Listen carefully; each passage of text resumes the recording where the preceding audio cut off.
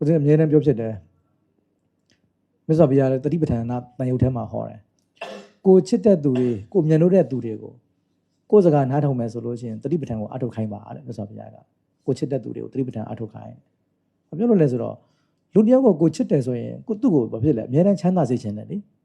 ကိုချစ်တဲ့သူတွေကိုချမ်းသာစေချင်တယ်နေဘူးတော့မကြိုက်ဘူးဟုတ်တယ်မလားချင်းလေးကြိုင်လည်းမကြိုက်ဘူးရင်တော့မနာစေချင်ကိုချစ်တဲ့သူတွေကိုဆိုတော့ဒါကဒီတဘောတစ်ခဏချစ်တာအဲ့တော့အပယ်မကြအောင်အထီကိုချစ်ရမှာကိုကဟုတ်တယ်မလားကိုချစ်တဲ့သူကိုအပယ်မကြစေချင်ဘူးအဲ့တော့ဘာလို့ခိုင်းရမလဲတတိပဋ္ဌာန်အထုတ်ခိုင်းရမယ်ဟုတ်တယ်မလားကိုချစ်တဲ့မိဘတွေကိုချစ်တဲ့သားသမီးတွေကိုချစ်တဲ့တငယ်ချင်းတွေခုနကကိုချစ်တဲ့ကြီးစားဟာလားရထွန်းနော်တတိပဋ္ဌာန်အထုတ်ခိုင်းဟုတ်ပြီလား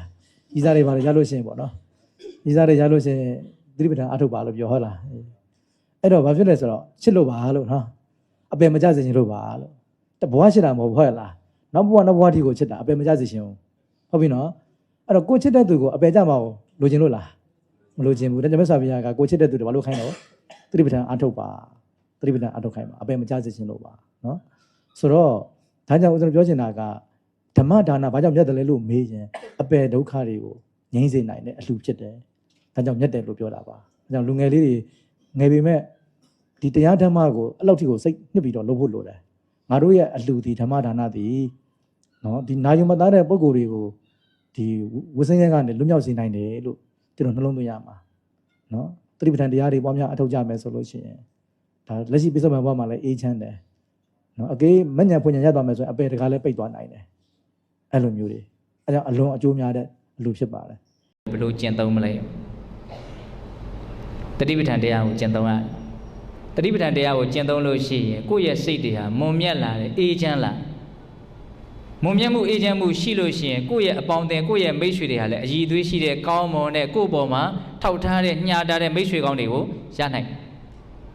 ဒါဘုံတွေးကြည့်တာပါနော်ကိုယ့်စိတ်ထဲမှာဒီလူကအရန်စိတ်ကောင်းနှလုံးကောင်းရှိတာပဲလို့ကိုယ့်စိတ်ကထင်တယ်ဆိုရင်အဲ့ဒီလူကိုကိုယ်ဘယ်လိုသဘောထားလဲကုညီတရားရှင်ရဲ့ကုညီမယ်ဖေးမတရားရှင်ရဲ့ဖေးမမယ်သူ့ရဲ့မိတ်ဆွေကောင်းအလွန်ဖြစ်ချင်တယ်ဟောဆိုသူ့ကိုစိတ်ကောင်းနှလုံးကောင်းရှိတယ်လို့ကိုယ်ကယုံကြည်တာဟုတ်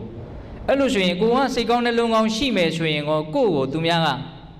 ဘာလုပ်မလို့ကိုရဲ့မိတ်ဆွေကောင်းဖြစ်ချင်ကြမှာပဲဒီလိုလေးဘုံဘုံကတွေးကြည့်ဒါတတိပဋ္ဌာန်တရားကိုအားထုတ်လို့ရှိရင်စိတ်ဟာအည်သွေးရှိမွန်မြတ်တယ်ဒီစိတ်လေးကနှစ်လိုပဲကောင်းတယ်နော်မိတ်ဆွေကောင်းရနိုင်တတိပဋ္ဌာန်တရားကိုပွားလို့ရှိရင်အလိုဆန္ဒတွေနည်းနည်းသွားတဲ့အတွက်ကြောင့်ကျင့်တတ်မှုဒေါသတွေနည်းနည်းသွားတဲ့အတွက်ကြောင့်နှစ်သက်နိုင်မှုကျင့်တတ်မှုဆိုတဲ့တန်တုဋ္ဌိကိုလည်းရနိုင်ဟုတ်လားတတိပဋ္ဌာန်တရားကိုပွားလို့ရှိရင်သေခါနီးမှာချမ်းသာတဲ့စိတ်ကလေးကောင်းမွန်တဲ့စိတ်ကလေးနဲ့သေဖို့အလွန်